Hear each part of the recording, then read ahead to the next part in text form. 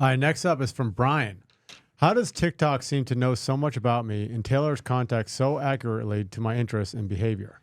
That's a good question because I think it connects to our deep dive, where we talked about content like TikTok being ultra processed, that unlike other types of content like television, streaming, or games on your phone, it has a way of being hyper palatable and it has a way of pushing your buttons in ways that's really psychologically unhealthy. So I think it's worth looking into because I actually think I know something about this. I mean, I did some research on this back when there was an internal document that got leaked and this was sort of making its rounds, and I read a bunch of accounts of this document. I have like a generic sense of the techniques used by a TikTok algorithm. It's probably worth briefly going over because I think people have this wrong. And when you have it wrong, it changes the way you think about this world and what to do about the harms of this world. I looked up a quote here. I think this sort of establishes the way that we kind of get this wrong. So here's a quote about TikTok that comes from the founder of an organization called Algo Transparency, which I think kind of gives the wrong idea. But let me read this, and then I'll give you the right idea. So this quote says, each video a kid watches, TikTok gains a piece of information on him. In a few hours, the algorithm can detect his musical taste, his physical attraction, if he's depressed, if he might be into drugs, and many other sensitive information. There's a high risk that some of this information will be used against him. It could potentially be used to micro-target him or make him more addicted to the platform. Technically, all of that is true, but I think the way that we talk about algorithms here gives us an incomplete understanding of how these things actually work. I think when we see those type of description of algorithms, what we really imagine is sort of like someone making a list of descriptive information about a user. Oh, we learned that, he's into this, not into that.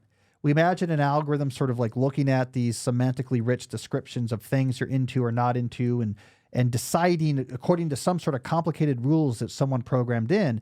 All right, well, why don't we then take this and mix it with that, and we have some good stuff of that over here, and we're trying to emphasize this type of content. Oh, and I've analyzed, I think this type of content is feels like people like it. And so it's like a network scheduler. Let's show him more of that. Like, so I think that image of an algorithm, it's like a network scheduler looking at a board full of pieces of information on index cards and making a decision like, well, what are we going to schedule next? I think this is really going to catch his attention. We have that idea, which is sort of personified. We imagine like there's a human involved, and it gives us the sense that we can turn these various knobs and say things like, hey, adjust your algorithm to not recommend stuff that is going to be so addictive. Or adjust your algorithm to like turn down the outrage meter from like a 10 to a 9.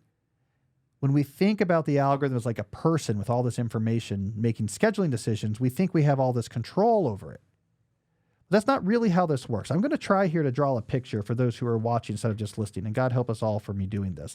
But I want to give you a better sense of how the general class of algorithms that we think powers TikTok actually works. So you can imagine what we do is that every time you watch a video, there's a piece of information that's gathered. But what's gathered is a description of the video.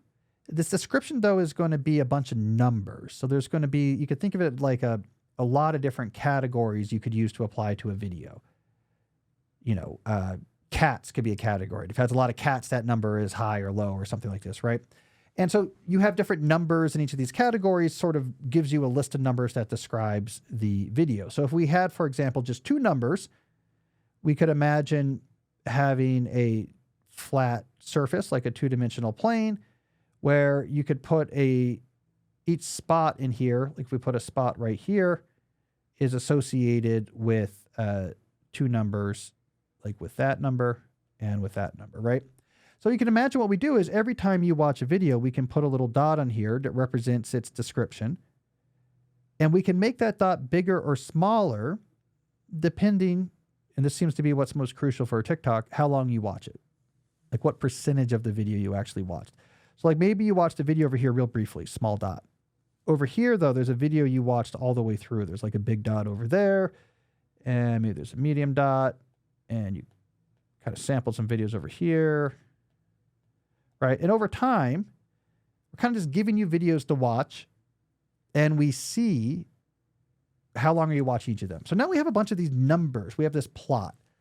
Technically, it's going to be a sort of weighted multidimensional scatter plot. And now when we want to show you a new video, we being TikTok, The algorithm is super mathematical. It says, okay, I'm just going to randomly choose a video in this spot of possible videos to show you, but I'm not going to select from every area equally likely. The more sort of green real estate there is in a certain place, like the more I'm going to be pulled in that direction. So like I might select something over here, but I'm way more likely to select something over here because there's so many, not only just so many other dots, but so many big dots. There's a lot of watch time over in this space of the possible videos. And what we're implicitly doing here is kind of creating a region. These are all going to be probably roughly similarly types of videos. Now, again, my algorithm is doing something very simple. It's just randomly choose a thing, but weight your choice. You know, the more stuff there is nearby it, more mass you want to put on it. And there's like a lot of probabilistic ways you could do that. So I'm going to start selecting more videos near stuff you already like, but like occasionally, you know, you roll a dice enough times. Sometimes you're going to roll 6 3 times in a row. Occasionally I'll pull some stuff over here as well. And maybe what I'll do, and we think that the TikTok algorithm does this on purpose, it will on a semi-regular basis say, forget the weights and let me just like purely draw randomly just to make sure there's not something we haven't tried yet that you really like. And then like maybe over here, there is like a whole bunch of Cal Network memes and immediately these start getting watched well. And now it's like you're getting a lot of Cal Network memes and then like a lot of the times of the stuff over here, and occasionally we'll sample other types of things. That's what's happening underneath the covers. It's not just 2 numbers though. It'll be like 100 numbers or 1,000 numbers. So this is, each of these spots is in 1,000 dimensional space. So the math is different, but it's the same idea. What's key about this is the algorithm is stupid. The algorithm, there is no complicated code in there that humans wrote that's like, how do I balance this versus that? It doesn't label things necessarily in the way you think, like, is this outrageous or not? Or, I mean, it does categorization to try to get rid of stuff for safety purposes, but like it really just mainly treats stuff like these numbers, and it's just blindly doing this simple, repetitive loop. Pick another video, probabilistically from the space of videos, weight your choice towards stuff that's already been watched. So you're more likely to choose something near a bunch of other stuff that's been watched a while than other stuff. On a regular basis, though, randomly just choose something completely different to make sure that we're exploring other types of videos they might like. This simple loop, run tight enough, where the only input it's getting from you is how long did you watch each video and how do we automatically categorize the video with some sort of neural net.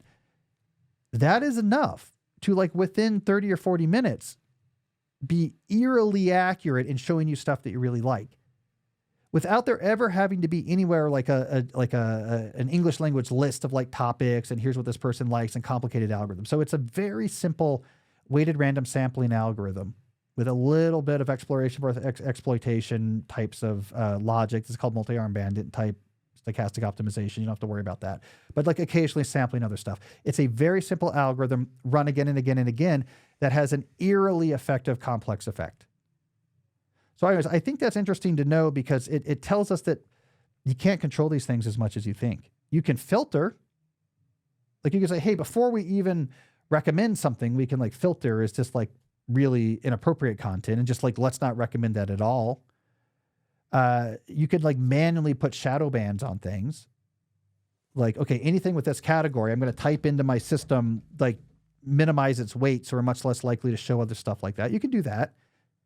But there is, for the most part, you don't have knobs to turn, right? You just say sample stuff near stuff they like.